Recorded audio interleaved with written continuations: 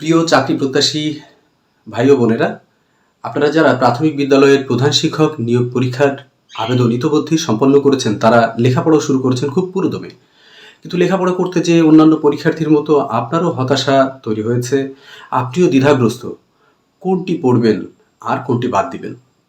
তো আমি আপনাদের জন্য আজ এই প্রাথমিক বিদ্যালয়ের প্রধান শিক্ষক নিয়োগ পরীক্ষাতে বাংলার যে সাজেশন সেটি আপনাদের দিব, এবং সেটা কিন্তু পুরোটা অ্যানালাইসিস করেই আমি তৈরি করেছি, যেখান থেকে প্রশ্ন বিগত বছরে এসেছে এবং সামনের পরীক্ষাতেও আপনার আসবে। তো সেই আলোচনায় আমি যাব। তার আগে আপনাদের কাছে প্রত্যাশা থাকবে, যারা এই আমার নতুন চ্যানেলে যারা দেখছেন সেটি চ্যানেলটিকে সাবস্ক্রাইব করে রাখবেন, আমার ফেসবুকটা ফলো করে রাখবেন, যাতে গুরুত্বপূর্ণ কোনো টপিক আপলোড করলে আপনার চোখ থেকে এড়িয়ে না যায়। তো সরাসরি আমি আজ বাংলা বিষয়ে সাজেশনে চলে যাব। তো আমরা দেখি যে প্রত্যেকবার যখন পরীক্ষা হয়, প্রতি পরীক্ষাতে একটা বা দুইটা করে উদ্ধৃতি থাকে। এই উদ্ধৃতিগুলো থাকে রবীন্দ্রনাথ, নজরুল, মাইকেল মধুসূদন দত্ত, সুকুমার রায়, এরকম বেশ কিছু সাহিত্যিকের কবিতা থেকে। তো আপনারা বিগত বছরের যে সকল উদ্ধৃতি রয়েছে সেই সকল উদ্ধৃতিগুলো পড়ে গেলেই হুবহু এই উদ্ধৃতি থেকে আপনি একটি বা দুইটি প্রশ্ন পাবেন। আবার মনে রাখবেন, একটি বা দুইটি, ন্যূনতম একটি, বেশি হলে দুটো প্রশ্ন কিন্তু পাবেন। তাহলে এই উদ্ধৃতিগুলো পড়ার ক্ষেত্রে আপনাকে কাকে কাকে ফলো করতে হবে, আপনাকে যাদেরকে ফলো করতে হবে তাদের নাম আমি আসলে এই টপিকগুলো শেষেই আমি দিয়ে দিব, যে যাদের বিষয়গুলো আপনাকে সব থেকে বেশি গুরুত্বপূর্ণ হিসাবেই আপনাকে পড়তে হবে। এরপর রয়েছে, দেখেন, নাটকের রচয়িতা। নাটকের রচয়িতা যেমন রবীন্দ্রনাথ, নজরুল, তারপর রয়েছে মাইকেল মধুসূদন দত্ত, দ্বিজেন্দ্রলাল রায়, শওকত ওসমান, রামনারায়ণ তর্করত্ন, মমতাজউদ্দিন আহমেদ, মামুনুর রশিদ এবং সৈয়দ শামসুল হক। এই কয়েকজন ব্যক্তির নাটকের নামগুলো আপনি মুখস্থ করে যাবেন, এবং এখান থেকেই আপনার প্রশ্ন আসবে। সাধারণত এই প্রধান শিক্ষক নিয়োগ পরীক্ষাতে নাটক এবং নাট্যকারের নাম এ দুটোই থাকে, অর্থাৎ দেওয়া থাকে যে এই নাট্যকারের নাটক কোনটি, অথবা একটা নাটকের নাম দেওয়া থাকবে, বলবে যে এটির লেখক আসলে কে। তো আমি যদি আপনাদের ক্ষেত্রে একটু নামগুলো লিখে দিই তাহলে হয়তো ভালো হবে, আপনারা একটু দ্রুত লিখে দিবেন। রবীন্দ্রনাথ ঠাকুর, মাইকেল মধুসূদন দত্ত, রামনারায়ণ তর্করত্ন,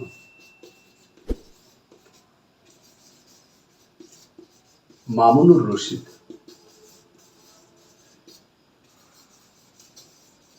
মমতাজউদ্দিন আহমেদ, সৈয়দ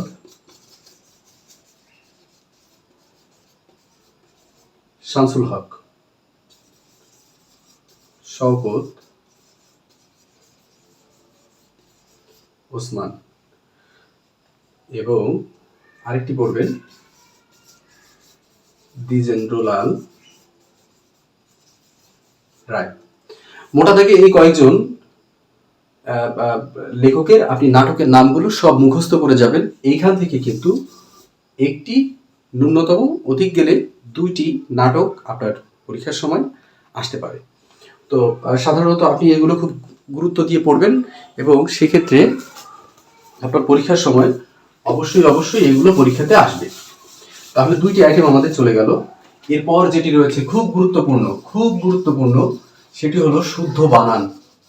এই শুদ্ধ বানান কিন্তু বাংলা এবং ইংরেজির ক্ষেত্রে দুটিতেই পড়ে, তবে বাংলা বানানের ক্ষেত্রে আমরা যেহেতু আলোচনা করছি বাংলা টপিক, সেহেতু বাংলা বানানের দুইটি শুদ্ধ বানান থাকবে, এবং শুদ্ধ বানানের ক্লাসগুলো বা শুদ্ধ বানানের যে টপিক রয়েছে সেটি আমি আমার ফেসবুক পেজ এবং ইউটিউব চ্যানেল দুটিতেই আমি দিয়ে দিব, এবং পিডিএফ আকারে সেখানে লিঙ্ক থাকবে, আপনারা ফ্রি ডাউনলোড করে নিতে পারবেন। তো শুদ্ধ বানানের ক্ষেত্রে কোনটা পড়তে হবে? শুদ্ধ বানানের ক্ষেত্রে আপনি পড়বেন বিগত বছরের যে পরীক্ষাতে, অর্থাৎ পিএসসি বা বিসিএস, নন ক্যাডার, ব্যাংক, অন্যান্য যত জায়গা থেকে যত শুদ্ধ বানান আছে আপনি সবগুলো শুদ্ধ বানান পড়বেন। আপনার কিন্তু টার্গেট হলো প্রতিটা প্রশ্নের সঠিক উত্তর দিয়ে আসা। টপিক আমি বলে দিচ্ছি, কিন্তু এইগুলোর প্রিপারেশন কিন্তু আপনাকে নিতে হবে। এজন্য এখানে লিখেছি মূলত তিনটা। এরপর যেটি রয়েছে সেটি আরো গুরুত্বপূর্ণ, এক কথায় প্রকাশ। এক কথায় প্রকাশ থাকে না এমন কোনো টপিক নেই, বা এমন কোনো নিয়োগ পরীক্ষা নেই, প্রতিবারই এক কথায় প্রকাশ থাকি। তো দেখা যায় পিএসসির অনেক পরীক্ষা ক্ষেত্রে কিন্তু এক কথায় প্রকাশ থাকে না, কিন্তু এবছর আমরা দেখব যে প্রাথমিক বিদ্যালয়ের নিয়োগ পরীক্ষা, প্রধান শিক্ষক যে নিয়োগ পরীক্ষা থাকবে সেখানে এক কথায় প্রকাশ থাকবে। কারণ হলো বিগত বছরের প্রত্যেকটা পরীক্ষাতে এই এক কথায় প্রকাশ ছিল। এরপর দেখবেন আপনি বাগধারা কি থাকবে, বাগধারা। বাগধারা আপনারা পড়ে যাবেন, যে কোনো আপনাদের কাছে অনেকগুলো বই আছে, বাজারে বিভিন্ন ধরনের রাইটারের বই পাওয়া যায়, বাগধারা পাওয়া যায়, আপনারা অনলাইনে সার্চ দিলে অনেক বাগধারা পাবেন।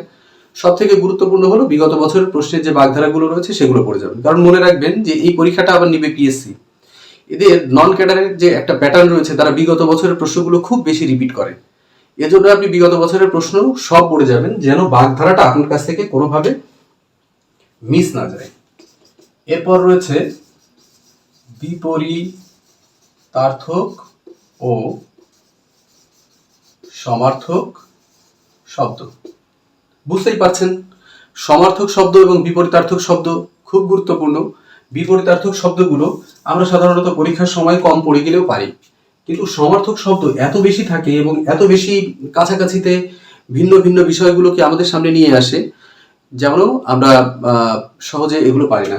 যেমন আমরা যদি একটা উদাহরণ দিই, সকল এবং সকল। দেখো, শুধুমাত্র দন্তস্ব এবং তালব্যস্ব এর কারণে দুইটির কিন্তু ভিন্ন অর্থ প্রকাশ করে। এজন্য আমরা যখন সমার্থক শব্দ দেখব তখন অবশ্যই আমরা বানানগুলোও দেখে নিব, কোনোভাবে যেন আমার বানানটা মিস না হয়। ঠিক আছে? যেমন আমরা লিখি শ্বশ্রু, আরেকটা লিখি শ্বশ্রু। এই দুটি বানানের ক্ষেত্রে কিন্তু দুটি ভিন্ন অর্থ প্রকাশ করে, যার কারণে কি হয়, আমরা দেখি যে আমরা পরীক্ষার সময় মনে হয় আমি সঠিক করছি, কিন্তু সেটা ভুল হয়ে যায়। এজন্য বানানগুলো আমরা খুব গুরুত্ব দিয়ে দেখব। এরপর দেখব কারক। কি দেখব? কারক। কারক খুবই সহজ একটা টপিক, যেখানে বেশ কয়েকটি কারকের মার্কার দেওয়া আছে, যেমন কর্তৃকারক, কর্মকারক। এটার কি কি প্রশ্ন করলে আপনি কি উত্তর পাবেন সেগুলো আপনি খুব মনোযোগ সহকারে বুঝে প্রিপারেশন নেবেন। প্রয়োজনে কারকের জন্য আপনি 8 ঘন্টা 10 ঘন্টা সময় দেন। টার্গেট নিয়ে বসেন যেন কারক আপনার কোনোভাবে, যে কারকই আসুক না কেন, সেই কারক যেন আপনার কোনোভাবে মিস না হয়। আমি যে টপিকগুলোর নাম বলছি এখান থেকে প্রত্যেকটা থেকে আপনার প্রশ্ন আসবে, মিস যাতে না হয় সে ধরনের প্রিপারেশন নেওয়ার দায়িত্ব কিন্তু আপনার, সেটা আমার নয়। আমার দায়িত্ব হলো আমি আপনাদের শুধুমাত্র জানিয়ে দেব।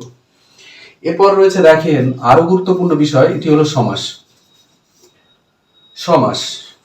সমাসের প্রশ্ন আসলে আমরা যখন, বিশেষত আমিও যখন পরীক্ষা দিয়েছি, কেমন যেন একটা গোল বেড়ে লাগতো, এটা কোন সমাস হবে। ব্যাস বাক্য করতে যে এক ব্যাস বাক্যের জায়গায় অন্য ব্যাস বাক্য করতাম, যার কারণে সমাস পাল্টে যেত। আমি আপনাদেরকে এই সমাসের একটা ক্লাস হয়তো আজ বা আগামীকাল আপলোড করব।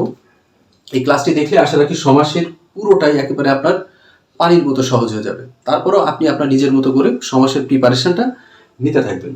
এরপর যেটা রয়েছে সন্ধি। সন্ধি পড়বেন। এই যে এখানে কারক, সমাস এবং সন্ধি, এটা কোথা থেকে পড়বেন আমি বলছি। এইটা পড়বেন প্রথম আপনি আপনার যে নবম দশম শ্রেণীর যে বইটা আছে সেখান থেকে পড়বেন। তারপর আপনি আপনার যে বিগত বছরের প্রশ্ন যেখান থেকে পান, আপনি MP3 হতে পারে, জব সলিউশন হতে পারে, অন্যান্য বাজারে অনেক বই আছে সেগুলো থেকে পড়তে পারেন, যে কোনো জায়গা থেকে পড়তে পারেন। তবে আপনার বেসিকটা আপনি তৈরি করবেন ক্লাস 9-10 যে বইগুলো আছে, যে বইটা আছে আমাদের মুনির চৌধুরী স্যারের সম্পাদিত, সেই বইটা আপনি পড়বেন। এরপর দেখেন আরেকটি আছে উপন্যাসের রচয়িতা। মানে আপনার কাছে বেশ কয়েকজন ঔপন্যাসিকের নাম বলে দিবে, সেই বা উপন্যাসের নাম বলে দিবে, এর রাইটারটা কে। তার জন্য আপনাকে খুব বেশি পড়তে হবে না। পিএসসির 11 জন এবং পঞ্চপাণ্ডব এই কয়েকজন মিলে আপনার যে 15 বা 16 জন রাইটারের নাম থাকবে সেগুলো পড়লেই হবে। সেই রাইটারের নাম আমি এই ভিডিও শেষেই আপনাদেরকে দিয়ে দিচ্ছি, যেহেতু একটু বড় জায়গা লাগবে আমার একটু বেশি। এরপর দেখেন খুব কম গুরুত্বপূর্ণ কিন্তু পরীক্ষাতে আসে, কাব্য গ্রন্থের রচয়িতা।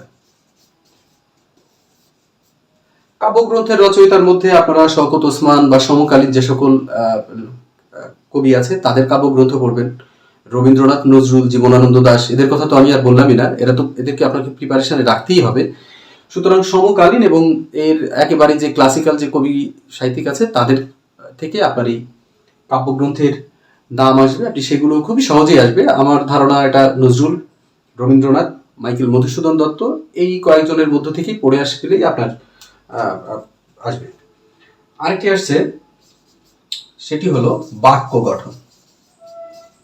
বাক্য গঠন, তো আপনি বাক্য গঠনটাও পড়ে যাবেন, এবং বাক্য গঠনের মধ্যে আপনি আরো দেখে যাবেন সরল, জটিল, যৌগিক যে বাক্যগুলো আছে সেগুলো কিভাবে গঠিত হয়, কোনটি সরল বাক্য, কোনটি জটিল বাক্য, এগুলো দেখে গেলে আপনার জন্য সহজ হবে। তবে আমি যেটি বলছিলাম যে আমরা কোন রাইটারে পড়বো সেটা আমরা এখন দেখব।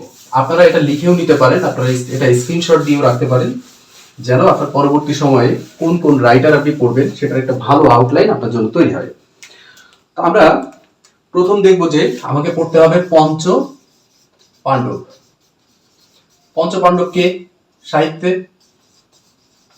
অমিয় চক্রবর্তী, বিষ্ণুদেব, সুধীন্দ্রনাথ দত্ত,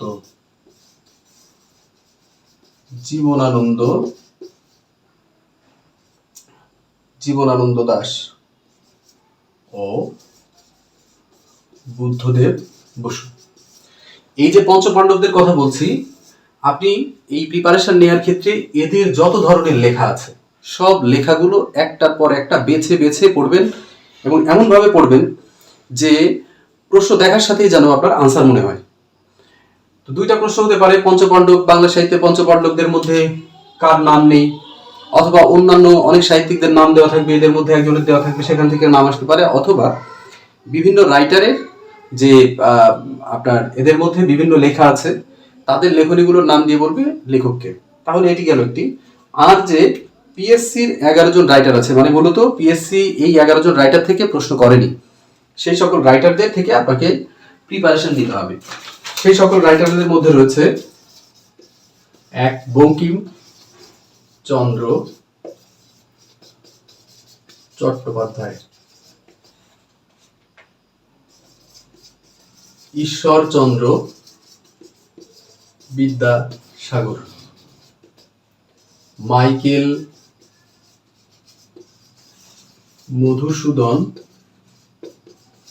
দত্ত, রবীন্দ্রনাথ ঠাকুর, দীনবন্ধু মিত্র, কাজী নজরুল ইসলাম, জসিম উদ্দিন, ফররুখ আহমেদ, কায়কোবাদ, বেগম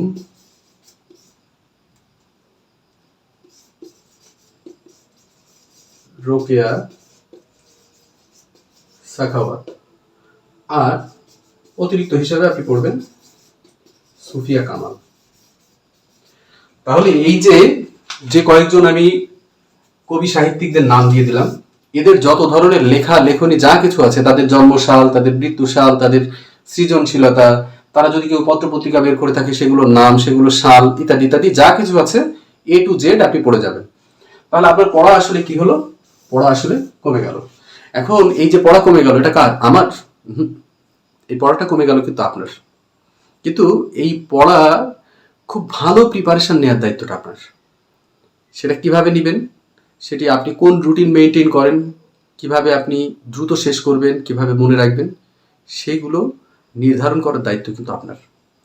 আর আবার বলছি যে আপনাদের যদি কন্টেন্ট ভালো লাগে তাহলে অবশ্যই আমার ইউটিউব চ্যানেলটা সাবস্ক্রাইব করবেন এবং ফেসবুকের যে পেজ রয়েছে সেটা ফলো করে রাখবেন। আর আপনাদের যদি কোনো কোয়েরি থাকে, কোনো চাহিদা থাকে, আপনারা কমেন্টে জানাতে পারেন, আমি আশা রাখি সেগুলো পূরণ করার চেষ্টা করব। তো আজকের মতো এখানেই শেষ করছি। ধন্যবাদ সবাইকে।